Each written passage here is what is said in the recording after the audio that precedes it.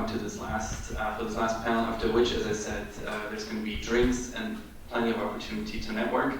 Yeah, after an entire year, this is almost already it. So welcome, Daniel Coburger.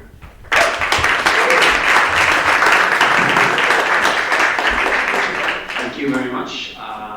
Yeah, it took me a year to prepare anything I might say now. So, I'm a lawyer, and I know no one wants to hear a lawyer speak for 60 minutes. So I'm going to give the floor to the panelists, of course. And I also tend to like to speak too long and not say very much. Another typical characteristic of my job. So just briefly about myself, and then I'll give the floor to the panelists. I am a duly licensed attorney in Germany and New York. And I mainly represent video game developers, software developers, tech startups, and I also have a lot of VR, AR clients that use that for the entertainment purposes. That was kind of the reason why Garrett and I kicked it off. The other reason is I'm a huge cyberpunk geek, and me and Garrett kicked it off on that. We kind of just like thinking about what does the future hold, and what are the social implications behind it. And that said, I would like to welcome Ken Berlin up to give his first brief 3 minutes. Okay. We have a lab at New York University called I'm not going to be able to hold that and do this. So you want me to hold it? It's so weird.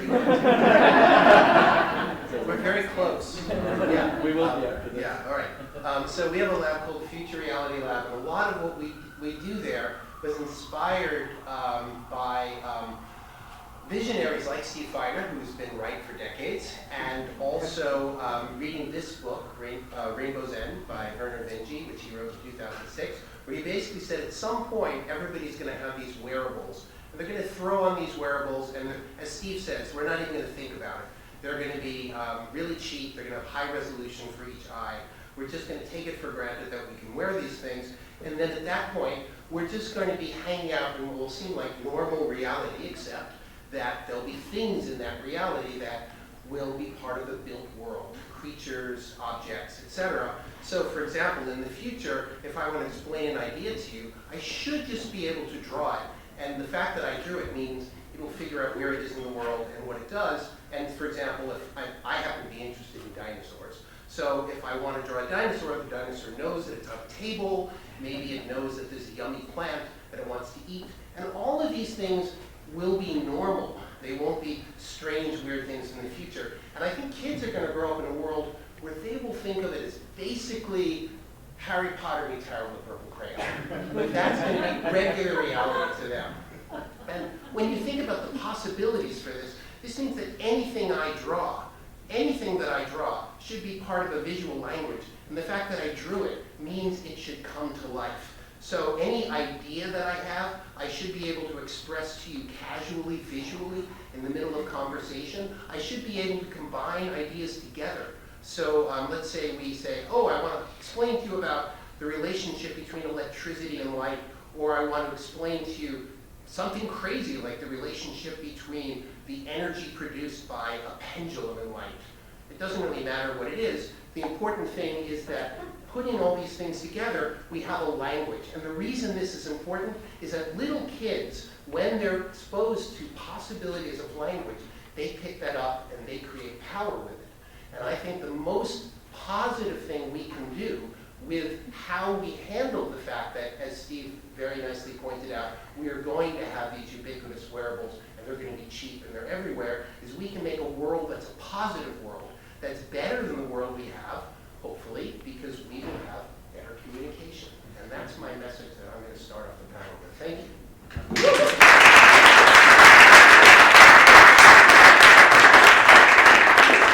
Thank you very much, Ken, for that. I think you're going to have to share the download link for that software afterwards. That said, Owen, a video game designer from New York who works in the XR space, would like to introduce himself as well.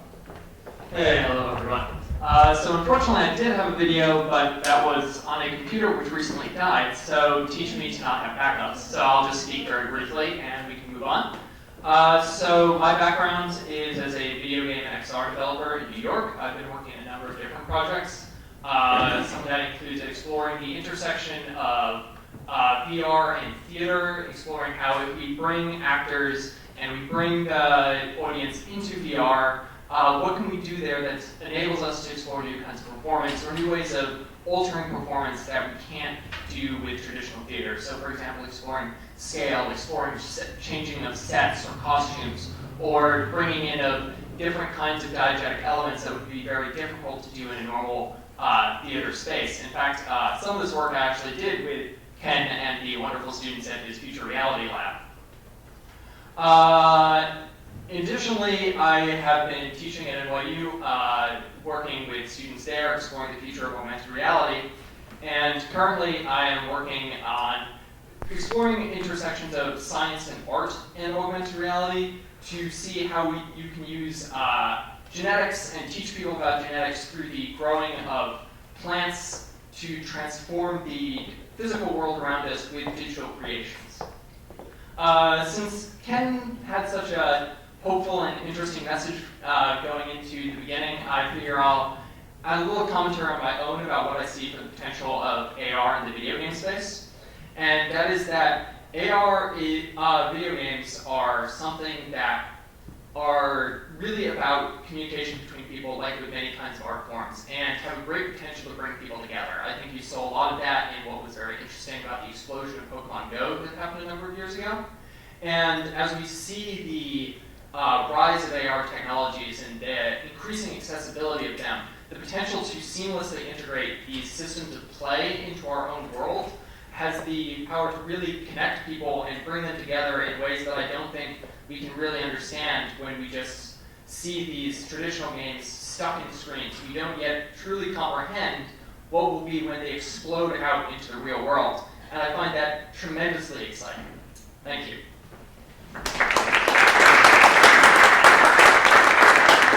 Thank you, Owen. Yeah, we are going to have, and help me out, Kathleen, is it?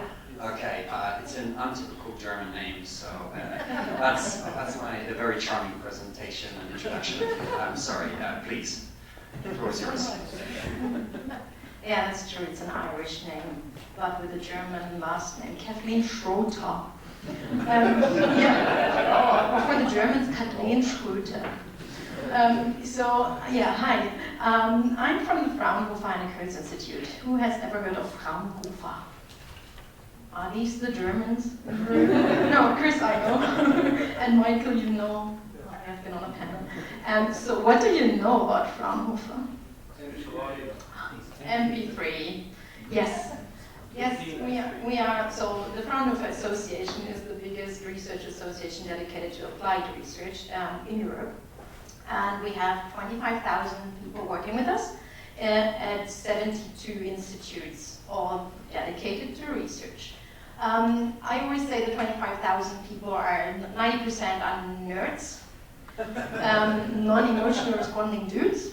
But then we have the other 10% who are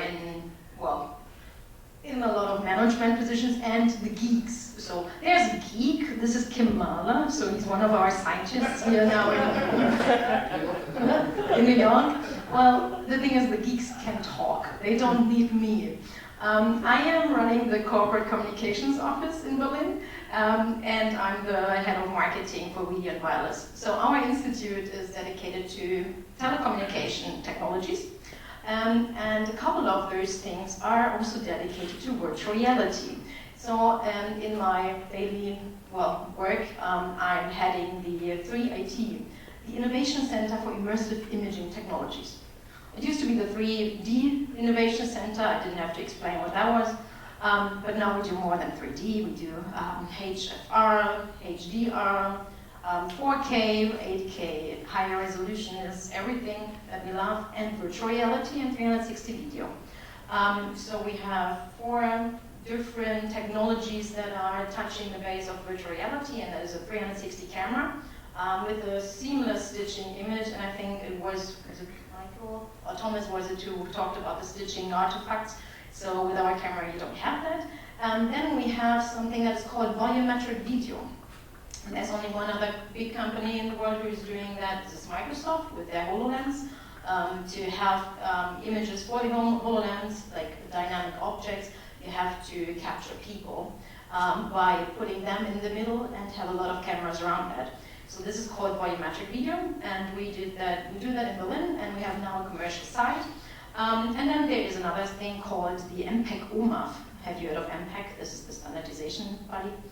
Well, next to MP3, we are also famous for something that is called H.264. H.264 or high efficiency, no, hang on. H.264 is it HEVC? HEVC, no, HEVC is H.265. Oh. Yeah. High efficiency encoding, but I'm happy that I can correct a journalist who is really into that. ABC, advanced video coding, was H.264. And that's basically behind HD and Blu-ray. So when you have a video on your smartphone, basically most of the time it's encoded and decoded with our technology. So we are also in the standardization for OMAF, MPEG OMAF, and that means omnidirectional something. 360 video, basically. We need standards for that. So we are a tech company, and that's in my center. I get to know a lot of other tech companies, but also artists, and that's why I'm happy to work in this environment and touch base between the scientists and the artists, and well, basically translate the nerds, and the artists do the nerds, and it's a lot of fun. Because I love nerds.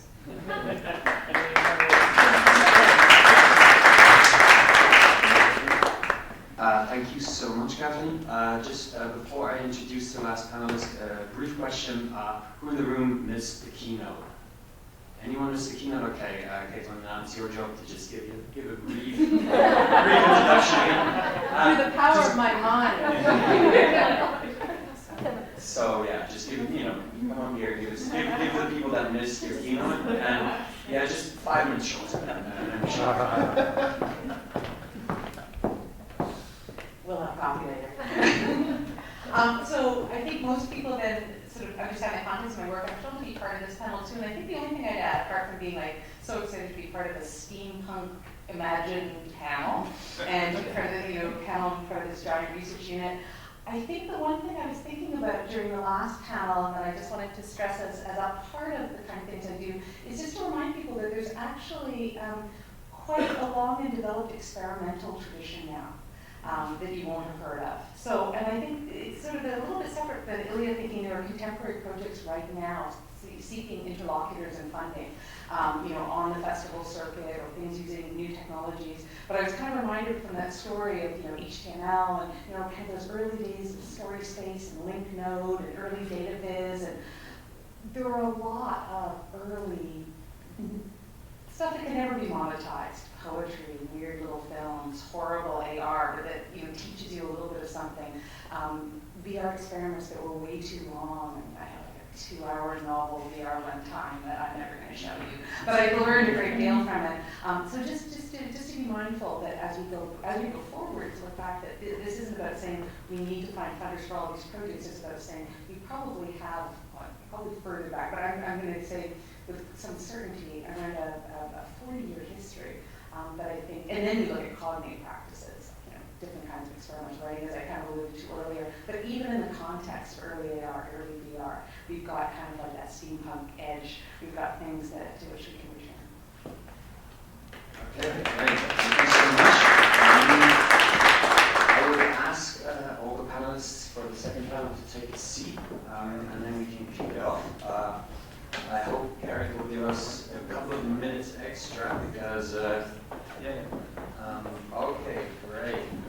Thank you so much. We heard on the panel before, we heard a lot about what's going on right now. We talked a lot about marketing, distribution channels, consumer demand, all those kind of things, and they're all really necessary to talk about. Now, the purpose of this panel shall be to kind of and I want each panelist to be a bit daring and bold about what they say, because I'm going to pay the journalist off to not claim in the newspaper tomorrow what you predicted will be in 20 to 50 years. I want to go there. I want you to predict what you fear, what you dream of, what is likely, what's not likely, and why that is the case or why it not be the case. And I don't think we'll have the time after that to discuss the implications: society, communication, organization, industrial and economic benefits, etc. If we get there, that'll be great. Otherwise, we have the drinks for the implications. That said, the idea kind of is, and I've taken that from Ken, is to think of, now we're discussing the future of XR, why don't we look at the phone? Why don't we look at phone technology going back, I would say, and please correct me on that, going back to the late 19th century, where you're like, okay, you can suddenly transmit and reproduce voice at a different place. And now we've come to the smartphone. But that's been quite a long time. So I kind of ask myself, also in a different space, it's like, where is VR, where is AR regarding just the home telephone, or actually the cell phone, or the smartphone? Or when is, and this is my real question, when is the Walkman coming out for AR, VR? What's gonna kick off transportable medium? And that as an introduction, I would like to just go through and each panelist set the tone for what you can pick two of these, what you fear, what you dream of, what you think is most likely, or what you think is most unlikely against the public opinion. And in a nutshell, why that is the case. So I'll hand it off to you. Go for it. All right. Okay. Well, you've heard some of my near future predictions, so I won't revisit that. So I'll go weirder. So I'm thinking. So one of the things that we do in my future cinema class with graduate students at the beginning of the year is to have them. And I've been running this class for about 12, 15 years, and to say, like, imagine a future screen and think of a story for it. And it used to be incredibly easy for people to come up with screens that they didn't see in their real life. And over the last couple of years, I realized like almost everything they say is like, it's like Black Mirror, like it's already up there, like it's. So I'm thinking that the far future is definitely a collision of implantables. I mean, I'm very much with Steve that it's not going to be, the intermediary is actually going to be the glasses that look a little bit cool. There will be implantable devices, and they will be hooked up and networked, and I think that's both terrifying and the amazing dream. I think that comes closer to that kind of universal dream of being able to maybe even communicate our thoughts and our poetry to each other, and it's also a horrible puppet master scenario, so I'm on it. Yeah, so we already have Black Mirror, so I don't think about that stuff because there are already people thinking about that stuff for us. Yes, technologically, the reason that I mentioned the telephone to you was that before you had the telephone, people would generally ask, why would you want such a thing? It was very hard to convince people that that was useful. And then as soon as it shows up, everything, of course we want to talk to people. And nobody got freaked out about, oh, we have invisible avatars. You know, they're like, no, I'm talking to my friend. And so the telephone worked because it quickly became normal. And I think that whether we go to implantables or whatever it is, the key is that it's just going to be normal. I mean, right now we live in a world where if you went back to 50 years ago, Captain Kirk's communicator was supposed to be from the 23rd century in science fiction, but of course we all have that in our pocket and it's just normal, nobody thinks about it. So I think the key is, the most important thing to remember is that we are still who we are. We are the same biological beings. We love, we hate, we have sex, we worry about death, we care about our children, we have tribalism. And so whatever these things are, we're going to turn it toward communication with each other, centered on those concerns. And in 50 years, nobody is going to be talking about their implants in their eyes. They're not even going to be thinking about those things. They'll be having the conversations about all the human things that we've always had, but I think, as you're suggesting, we may be able to have them in a richer way than we can now because better communication technology. The implants, because both of you mentioned them, just a question about that is, what kind of use case do you imagine specifically? You can be very specific in industry, or you can be very general, and why do you think that's fascinating or worrisome? Like a specific application, some form of use. Oh, I don't think it's worrisome. I just think it's future normal. We're going to have the glasses, and then eventually it's like, oh, contact lenses are so much simpler. Like, I have a number of friends who just wear glasses in the morning, and they switch them to contact lenses, and they don't even think about it. It's just more convenient for them. And then there's going to come a point when it becomes so normal there won't be screens, there'll just be stuff floating in the air. We'll just, Steve and I will be talking and stuff will be here and we won't think about it. And so at some point, well, my kid can compete in school better if when they're 5 or they're 3, they get the implant, and I want them to do better in school than my neighbor, and it'll just gradually evolve. And remember, if you went back to 1963 and you talked about lasers, people thought about death weapons for the US and the Russians to kill each other. And then at some point, we started having LASIKs and it became normal. It's like, oh, I can see better now. But if you tried to tell someone in 1963 someone's going to get laser shot in their eyes, they would have thought you were nuts. So things, when they're useful and everybody does them, we stop thinking about them. I mean, after all, the most ubiquitous technology we have right now, one that is so mandatory that it is illegal not to have it, and they arrest you and they cart you away for being crazy, is clothing. And there's nothing natural about clothing, but it's completely normal to the point where it's mandatory. So as soon as everybody does it, nobody thinks about it anymore. It's hard to follow that. This is a tiny thing. I'm actually totally in agreement. Clothing, I mean, something else. But I think it's not so much that it's going to be one use case. Because it's normalized, it becomes the most powerful paradigm for just interacting with the world. And this is what will make augmented reality, or mediated realities utterly compelling. It's what's the paradigm? How do we? It's just us moving through the world without the context of there being really perceptible mediating devices, and that will be incredibly powerful. It will just be realities. Just a great. So is that 20 or 50 years? 50. All right. We'll get into the tech background of the feasibility there. Kathleen, obviously this is just an easy stand for you now after these two positions. So why don't you just try and be as bold as you can? Yeah, let me try that. Actually, as Fraunhofer, they always ask us, so predict what's coming in 10 to 20 years. And we always say, well, we are not talking about time. Otherwise, people would say, Fraunhofer said. From my personal perspective, so please don't quote me. Well, I'm like a lot of people inspired by science fiction movies. And I think what is really realistic is things that we saw on Minority Report. We saw a lot of things already happening like that, like how the cars are and how the screens are. So you can use gesturing, pointing out on screens, but we don't see those see-through screens yet, just a couple of prototypes, but I think we go there. That would be a really realistic point. Also the roll-up displays and the retina, projecting on your retinas. I don't want to be in the beta group of that, so let's see. I guess that comes, that's just echoing what you were saying, it's pretty realistic. Positively, what I would love to see is something that we see in Her, where the displays are not, like you don't see it, it's just part of it. Our life, our real reality, the RR. The AR becomes an RR, it's a hybrid in our life. Like, it's not, we don't talk about it, it's just there. And it's integrated in our life, and hopefully, really hopefully, there is a balance in our life between the digital and the analog, and that this hybrid works. It's somehow, I mean, who knows what comes in 50 years. And 20 years ago, nobody thought there would be an iPhone. So that we have those powerful tools in our pockets. So we'll see. And you asked a question about what is the most scary, or what scares us? You could pick whichever you feel more comfortable talking about. So if it is something you like, or that you think will happen, or something you fear, it doesn't matter. Just put it out there.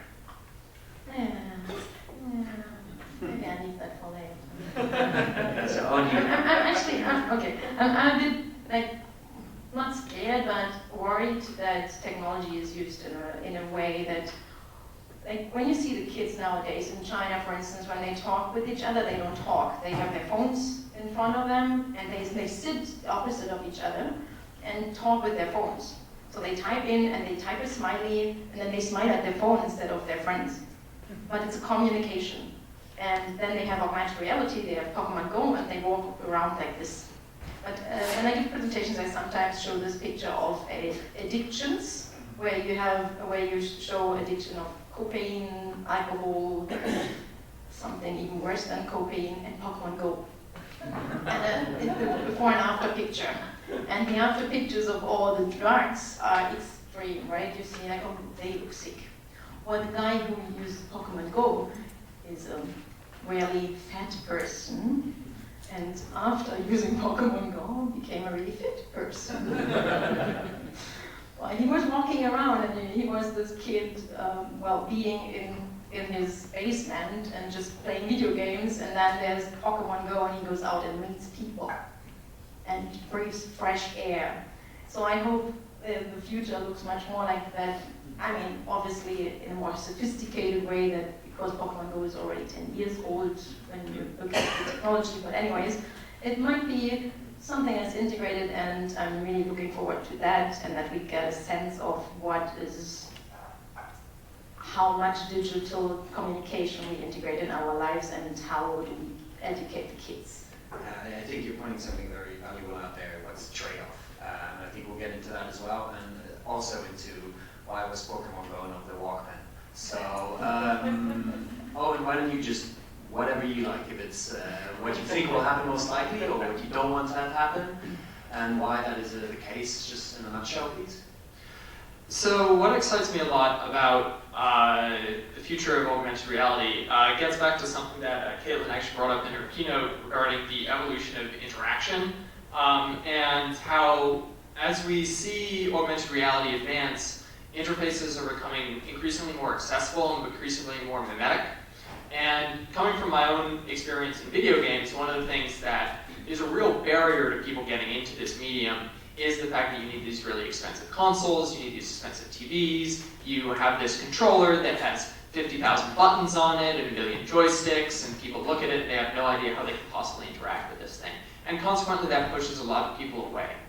And one of the amazing things that happened when we saw the introduction of the smartphone is the number of people that are playing games just exploded, because suddenly the medium that you could play a game on was much more accessible. It was just this touchscreen that you already had. It was something you just pull out of your pocket.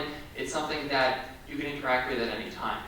So going forward and thinking about this possibility of what if augmented reality are just glasses, they're just implants, they're something that we interact with just through how we think, how we speak, how we move our hands, suddenly the interface becomes something that is parsable to everyone, not just people with a specific set of developed skills that they have built over the course of years and years and years sitting in their basement staring at a small blue screen.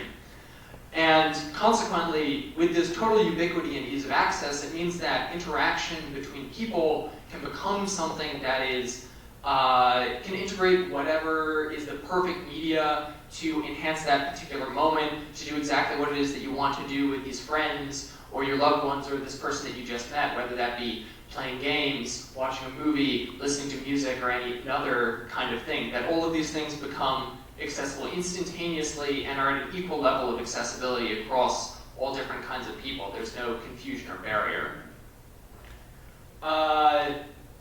Thinking about the dark perspective, though, from what I do every day as a video game designer and talking to people who are video game designers, video game design, as I see it, is essentially applied interaction design, where we try to get people to perform particular kinds of behaviors that we want them to do because we think it would be good for them, we think it would be fun, we're trying to get this particular result out of a person.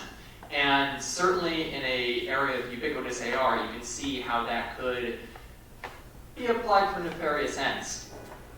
Now, this is something that maybe keeps me up at night occasionally, but at the same time,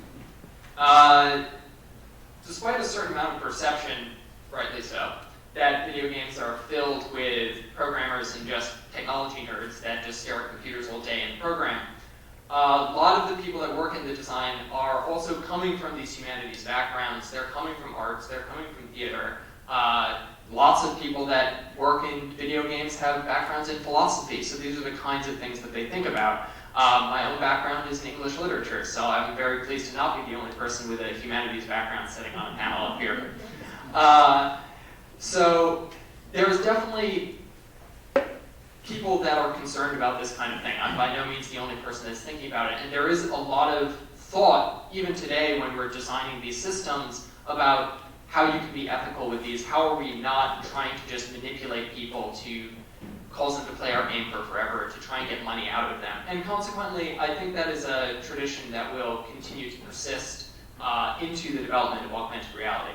Now, I'm not saying that video games are perfect. There's definitely some problems. There's still just shocking lack of diversity in the industry, and that needs to be fixed in order to really appropriately tackle these kind of problems that I'm worried about.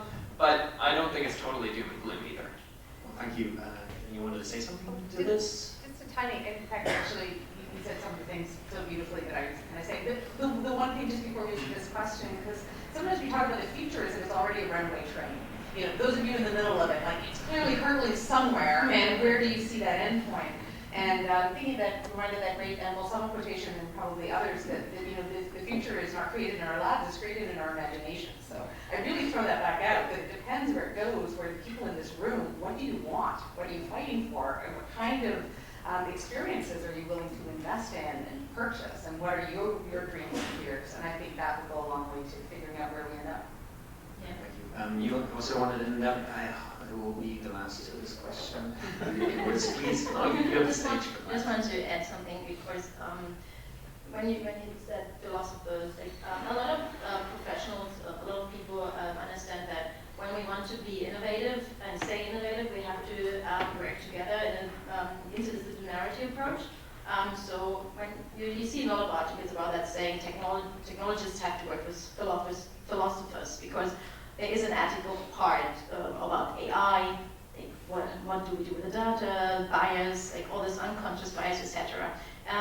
What I really like is the work that Mel Slater is doing in Barcelona. He is working on embodiment. So talking about virtual reality. I mean, we say, okay, the technology augmented reality is taking over because we have so many devices and it's more realistic that a lot of people are using that. But when we're talking about the challenges that we are facing on a human side, that is to understand each other, to work and live in a globalized world where it's not about extreme left and extreme right. So when you see, you should look it up. Mel Slater, there's a lot of YouTube videos about his work where he's tackling sexual harassment, unconscious bias, like when you have, for instance, there is a part that's called the Einstein. So he has this experiment where he puts you in a suit, you have the VR experience headset on, and you see yourself in a virtual mirror in this VR glasses as Einstein, as an older guy who is fairly clever. And then you do some tasks, you get some tasks, you have to do some duties and like intelligence tests. And people do that before they go in the VR experience. They do this test and they do it when they are in the experience or even after. And funny enough, people will obviously have better results after this experience. Their confidence is stronger, is higher. And also the bias against older people decreases. So this is when people like him use virtual reality to tackle those problems. I think that is the way to go. That's where we should see more and where people should use much more this technology. Yeah, I guess we are who we believe to be. Now rounding off these questions and answers, I have a bit more specific ones out there. First of all, to the tech side on our panel, we're talking so much about the goggles, the glasses being the next step, and then the retina reproduction. And yeah, that sounds really great. It sounds actually amazing. But it currently just sounds, as I understand from what you were talking about. Now I would like to know not just a phrase like, oh, it's going to be there in 30 years, but where does the tech actually need to get to? That's the first thing. And how do you believe that the user of these will actually interact with it? And how is the tech going to solve the problem that suddenly I'm not using my hands anymore? Is it going to be triggered by blinking? Is it going to be triggered by some neural connection? I would like, to look into the future with you and figure out, do you guys have a solution? Do you have a prediction? And what does that look like? Want me to answer? Okay. So first of all, I completely agree with Steve that HTML wins. over at SGML. The thing that everybody understands that works, that's low-hanging fruit that everybody can contribute to, that always wins. And so, in fact, 6 days ago, immediately, as soon as I saw the announcement for the North Focals, I just went out and bought a pair. I didn't even hesitate. And I've never bought any wearables before. I wouldn't dream of walking out in the world with Google Glass, even if they paid me. But the thing about the North Focals is, yes, they're limited. They're not true AR, but they, but socially, they're normal. Just a pair of glasses, and I just use this little ring, which is unobtrusive. I don't have to be doing this. I don't have to be doing this. And so, to me, what's exciting about it is not that it's super powered, because it's actually very low power, but it allows me to experiment with putting information out there without suddenly changing my social contract with everybody else. So somebody is thinking about what could be normal. And then that's the wedge in the door. And then eventually you start getting to these other things. Yes, in a few years we are going to get to, there are going to be little cameras, and Steve could be giving this talk as easy as me, and you'll be able to see depth cameras will see what your hands are doing, and then there's going to be machine learning, and you'll be able to plug things, and all that stuff's going to happen.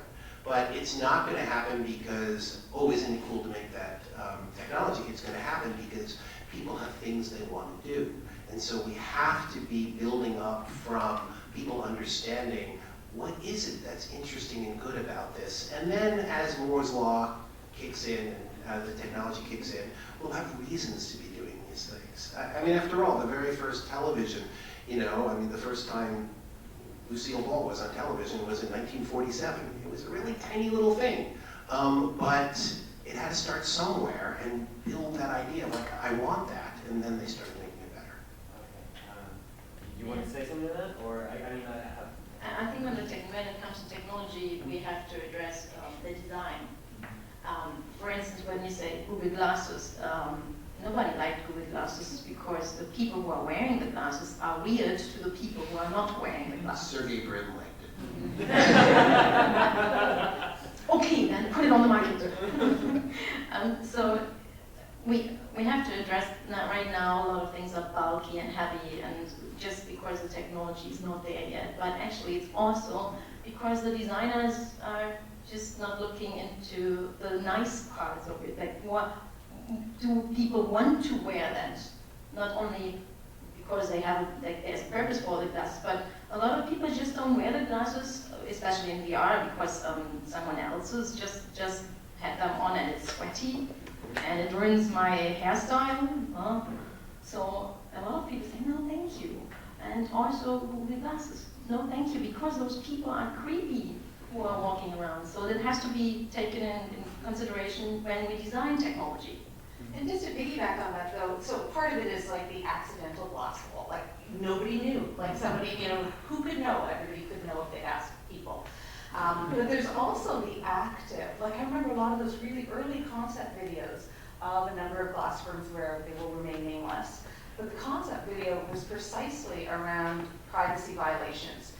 The concept videos themselves, what the developers said the future they wanted to inhabit looked like, was me looking at you with glasses, being able to tell your net worth, being able to tell your astrology sign, being able to do like some kind of emotional thing where I could find out whether you liked my rosé. It was used to pick up women, it was used to get money, it was used to, so I mean, these are actually kind of the embedded dreams of the 1.0 first experiments here.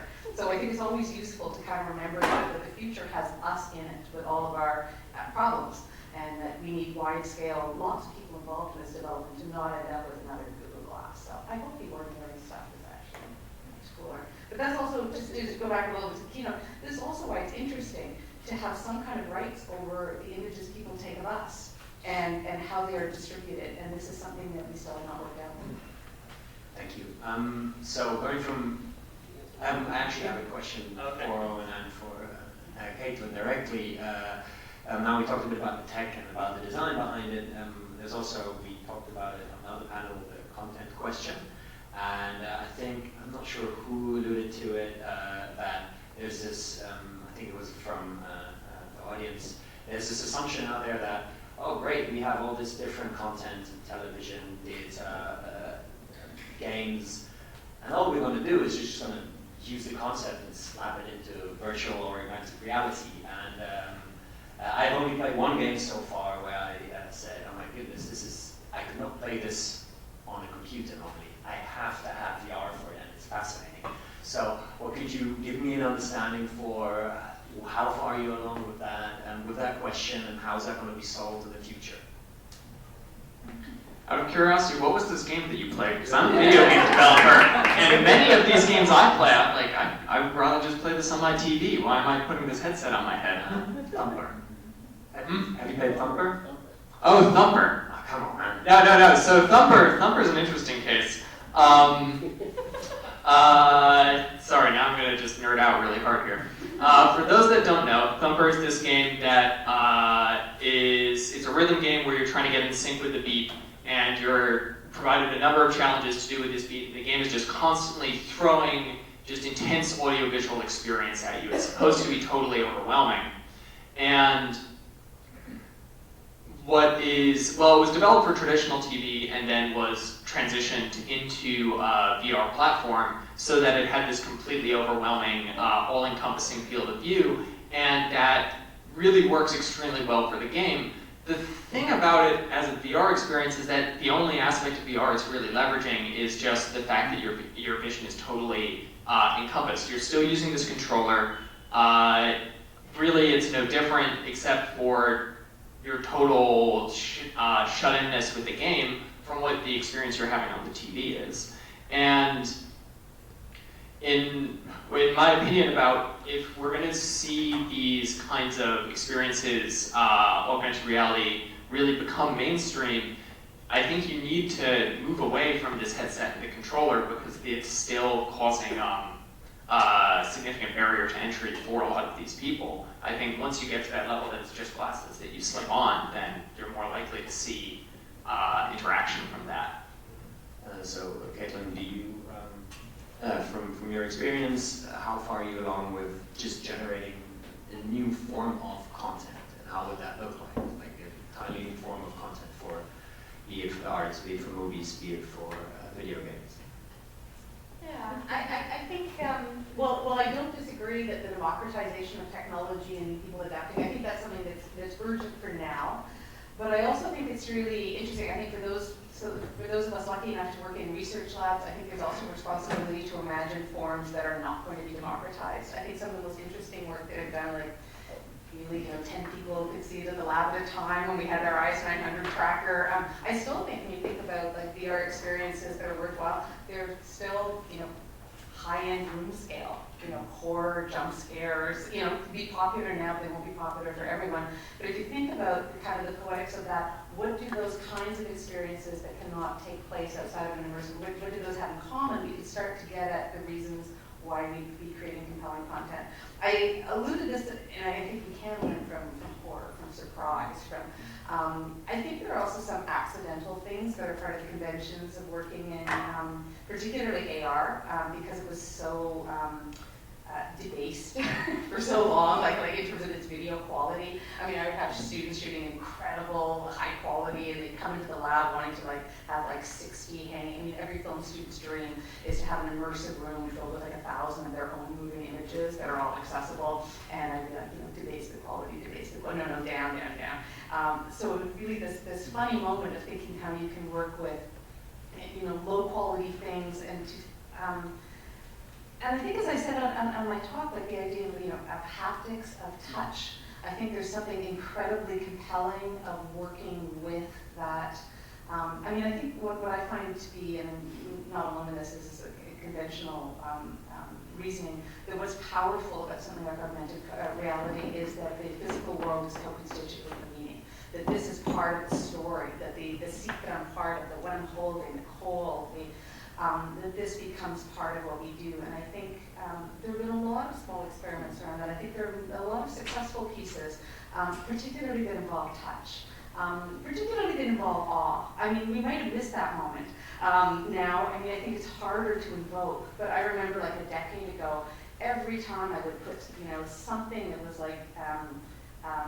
trackable in someone's hand, a ring, or I had this thing with a bracelet would come up and it would come to life, or it would talk to you. People would have a headset on, there'd always be this, And you know, we might not have that again, but we will have other moments like that. And I think it's really from kind of a dual approach.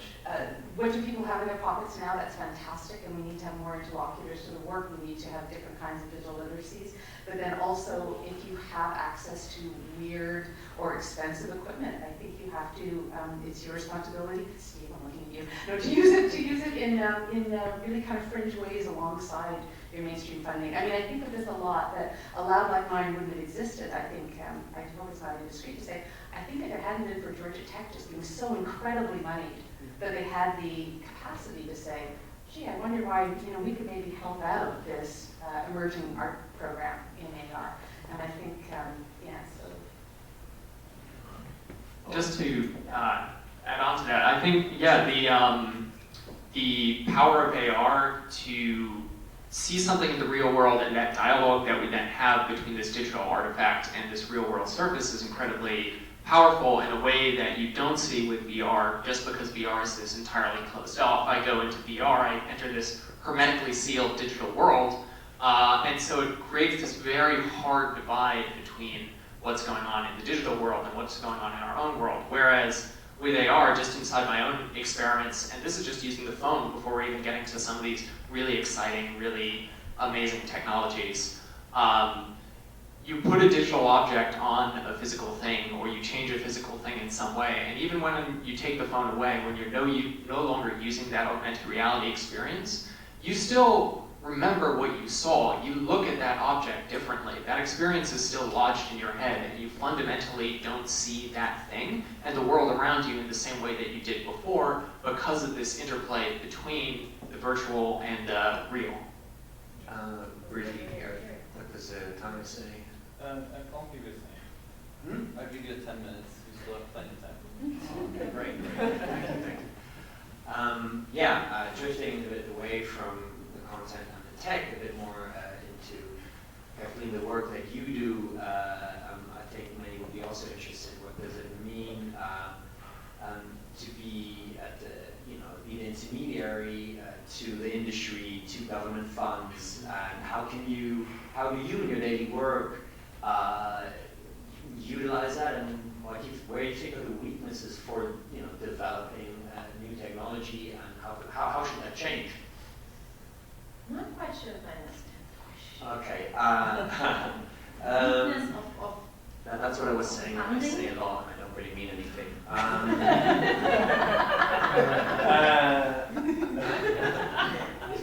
Yes. So, thinking about you are an intermediary to government funds, to industry, translating that to science field, and I think a lot about the differences between how it's handled in the US and how it's handled in Germany. And I've been hearing only about, there has to be user demand. Now, that's a very classic US thing to say. In Germany, there's often the assumption of, and that's what you also do, is that the scientists can basically, they're producing for the sake of science and not for the sake of the industry. And what's your take on that? And is it the right way? Well, we are not the Helmholtz or Max Planck's. We are the applied research field, so we work for the industry. We are the R&D department for any company who's not specific enough in a certain field, so they would hire us. Or we are the R&D department for any company who doesn't have that. So we are much more dedicated to industry and to make it profitable, although we are not a profit center. So that's like, Fraunhofer is partly funded by the government, but only partly. So basically our rents are paid from the taxpayers. So that means that we have sometimes freedom to research in specific fields, but we still have to have a balance there, let's say it that way.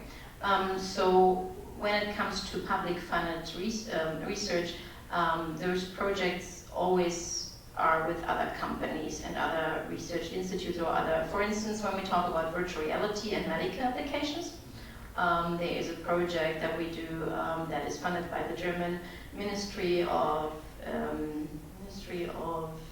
Economy and Energy, that's what the BMWE, where we work together with the Charité, the famous hospital in Berlin, and Max Planck Institute, where we tackle, for instance, stroke patients, where we train them in virtual reality and using not only virtual reality and embodiment, but also gesturing. So people can train at home in VR, for instance, to go back in a supermarket, because they fear after they have been through a stroke or anything that is, well, like a mental issue, they fear to go in the real world again. So this is funded by the government because we are working together with other industries and with other research institutes for the cause of something good.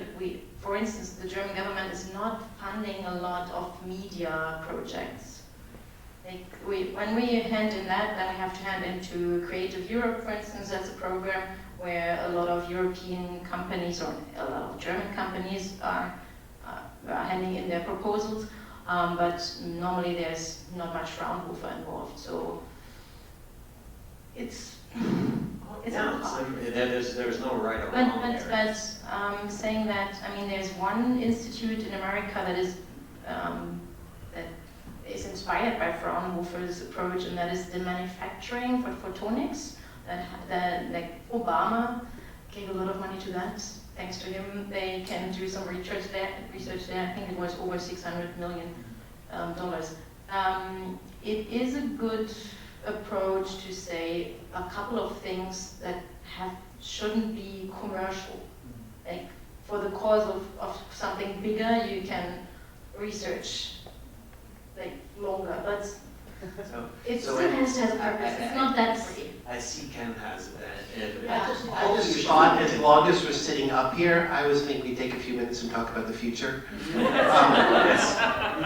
So back when I was a kid, a telephone was something that was in your kitchen or your living room, and the concept of Uber or Lyft couldn't even have been a glint in someone's eye, because there was no such thing as a telephone in your pocket.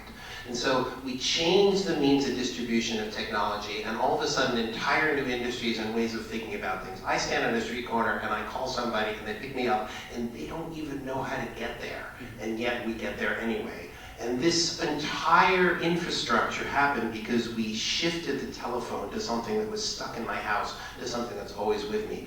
And I think what we need to be doing here is figuring out, and it's very hard to figure out, how changing the means of distribution is going to change fundamental paradigms that we don't even know how to question. So in a very small way, for example, we did that at this last SIGGRAPH conference. We said, what happens if a movie doesn't have a screen?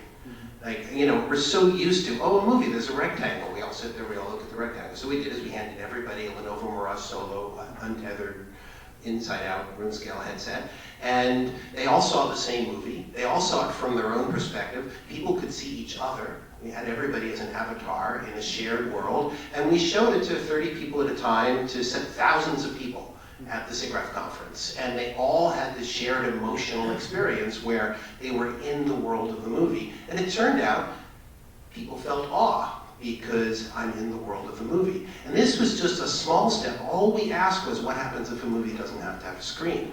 And I think the kinds of things we should be thinking about is what happens when there are no screens. What happens, there's no such thing as a display. There's just reality is transformed in a way that serves future purposes that we can't even imagine yet, but we should try to imagine, because Uber and Lyft and that kind of paradigm change will happen in enormously amplified ways. So that's a perfect question, because I have one down that line as well, is what happens if, when we have the visuals, augmented reality on our eyes, we don't need to use our hands anymore, we see everything all the time, what happens with our communication with other people and other things and our interaction about it? And let's say as I think somebody alluded on, I sit in front of Steve and I don't even need to talk to him because I know everything about him. Or is that going to be helpful because or is that going to be helpful because now I actually do want to talk to him? Because he shares similar interests. So what if we change that? We don't need to have anything in hand anymore. Everything's readily available all the time. What does that change with, that's what I'm talking about, the trade-off. What does that change with our interaction? I'll take that. I'm trying to be brief because I think part of it is, it seems like your question is predicated on the idea that we're still going to be us and it's just going to be amplified and more of us. And I actually think that's so dystopian. If we actually just have our existing relations and then we have this overlay of like incredible, more data, more information, more screens, more knowledge of your biometric data, Steve, like pulling into, I know your heartbeat, I know your bank account. I think that's really, but His heartbeat is going up right now. That might be going down. But if we go back a second to that incredible slide you had of like a combination of kids with like Harry Potter and Harold picks a purple crayon, what we also have the capacity for is not just how we're going to have more. We can have diminished realities, we can get rid of the stuff we don't want, but we could have weirder realities. And I don't mean that in a way that has to necessarily be fringe. I think it's really fascinating. You think about like the kind of things like what would you do with VR? When can you make it? You can't make it to a book or a film. These are things that are also about scale. They're about giving people vertigo. They're about proprioception. They're about the things that we could have odder worlds where sometimes we show things and they're tiny. We could have the feeling that comes from having things that are shown that are incredibly large. I think in that sense, just following on your comment, we could end up with paradigms of communication that we cannot anticipate now because we can actually change the relations of being together. Totally agreed. We would like to spend a couple of minutes on questions. All right, this was the first hand I saw over there.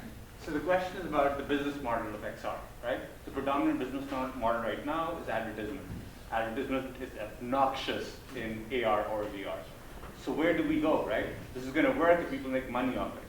How do people make money in an XR world? I gave a talk about a week ago at Deloitte, and the big question they had at the end was, are we going to go into the VR winter?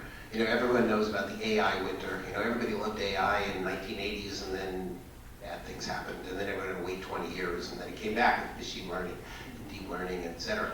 So I said, that's why we're doing what we're doing. That's why we're putting thousands of people through an experience that they're physically sharing with, we could scale up to 100 people. We could scale up to 500 people at the same time. Because as long as this is isolating, this is not going to move beyond the early 50s hi-fi audio. You can't sustain an entire society from just a small number of high-end gamers. It's a great early market, but then the thing hits a wall. So economically sustainable requires you hit hundreds of millions of people, and that means from the ground up, these have to be sharing experiences.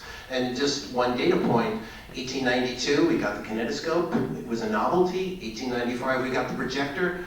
People shared movies. It took over the world. We have to do the same thing. So specifically the current internet model, right? Specifically addressing that, right? People don't buy stuff, right? People don't pay for stuff. They look at ads on the internet, right? In an XR world where reality is ubiquitous, right? Who is making the money? How are you making the money? Are you paying for each experience? Like, what do you guys see as the evolving business experience from a gaming perspective? Well, people still pay for content. People pay to see movies. People pay premium for Netflix and Amazon Prime. If you give people good content, they understand that they pay for good content. There are things people still pay for. Yeah, I want to agree to that. And there's a lot of content when you look into the serious games industry. Edutainment is a big thing, and it's like it's not the schools who would pay, then it would be the parents. And at some point you have to entertain your kids, and why don't you do that with a game where they learn? And that could be this could be a nice integration of the digital world to our real world, just because the kids are now growing up with that. So let's turn that into the serious games. Also thinking as a Canadian here, I mean, if we had ubiquitous AR, something like emergency preparedness, I would expect that would be paid for through taxation. And In a talking civilized about, country.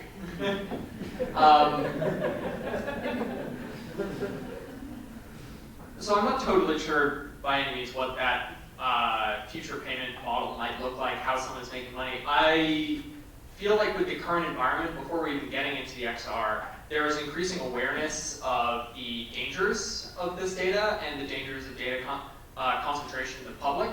And I think maybe you won't see it necessarily in this generation, but in future generations, definitely concern about that, and definitely potential for backlash against these advertising models. Now, at the same time, does that mean that the obvious solution is a turn towards premium? I'm not sure about that. As Ken pointed out, you can't sustain entire society off the money of hardcore gamers, and frankly, the last 5 years have proved you can't even sustain the current VR industry off of the money of a few hardcore gamers. So, yeah, this is a huge question. Okay, time for 1 or 2 more questions. Steve, please. So one comment, and that's that you made this point before about not using your hands. And these are used for playing piano, for playing guitar, for dancing. They're incredibly dexterous. Right? And I don't think people are going to give up on using their hands and instead just sort of telepathically communicate. In terms of using hands, one thing, I'm not sure how many people here realize this, often Ken's published this. Ken was not giving a slideshow like the rest of us were.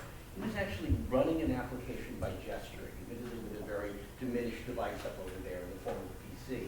And if you think about the future, imagine him coming out from behind that big wooden podium, getting rid of the PC because everything is being worn or being communicated with, moving his hands around, and the things you were seeing on the screen in 2D instead could be in 3D and surrounding him and us. And imagine a future in which we're having conversations in which we already are moving our hands. Everyone on stage was moving their hands as they were talking, right?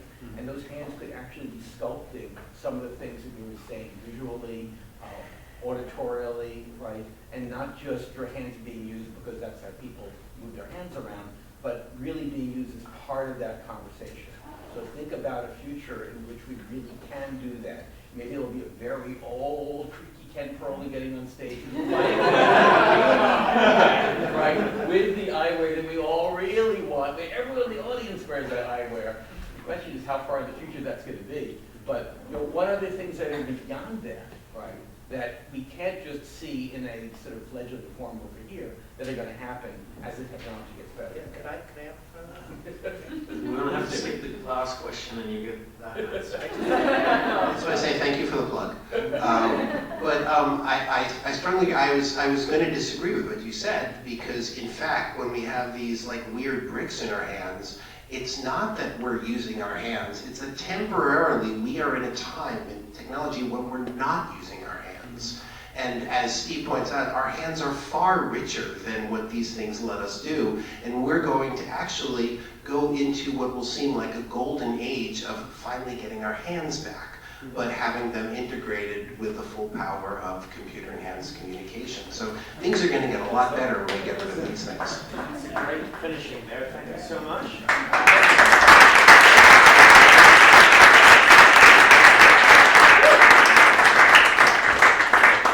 Yeah, thank you so much to this final panel on the future of XR. Thank you all for sticking around. Some of you were here early on, some of you just got here. Wonderful. We have drinks and some food for networking. And again, thanks to our wonderful panelists for taking the afternoon off. And thank you all for coming, and hopefully see you again at German Center for Research and Innovation event. Thank you. Bye.